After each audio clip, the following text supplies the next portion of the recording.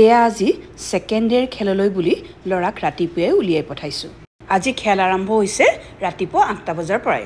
ইমান সোনকালে আটাইকেইটাই একেলগে ওলাই যোৱাৰ অসুবিধা হয় কাৰণেই লৰাটোক এতিয়া দেউতাকৰ লগতে পঠাই দিছো। ছোৱালীজনীয়ে মই লাহে লাহে গৈ থাকিম। আমি থকা হোটেলখনৰ পৰা ষ্টেডিয়ামলৈ বৰ বিশেষ এটা দূৰ নহয়।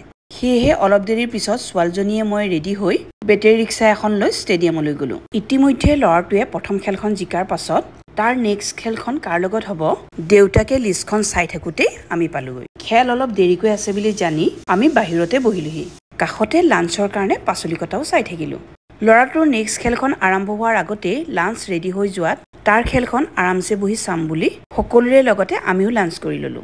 এটা কথা কিন্তু ক'ব লাগিব, লখিমপুৰত খোৱা বোৱাৰ যোগাৰ কিন্তু বৰ সুন্দৰভাৱে কৰিছে। প্ৰতিটো আইটেমেই কিন্তু বৰ টেষ্টি হৈছে আৰু পৰিৱেশনো বৰ নিয়াৰিকৈ কৰিছে। দুপৰীয়াৰ ভাত সাজ সুন্দৰকৈ খাই উঠি বাহিৰত স্কুলৰ দিনতে খোৱা বৰফৰ সোৱাদো ললো। আৰু এয়া নিশাৰ ষ্টেডিয়ামৰ বাহিৰৰ ছবি।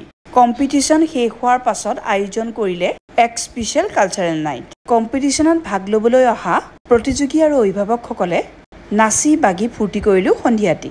এনেকৈয়ে আজি পাৰ হৈ গ'ল দ্বিতীয় দিনৰ কাৰ্যসূচী। Good night.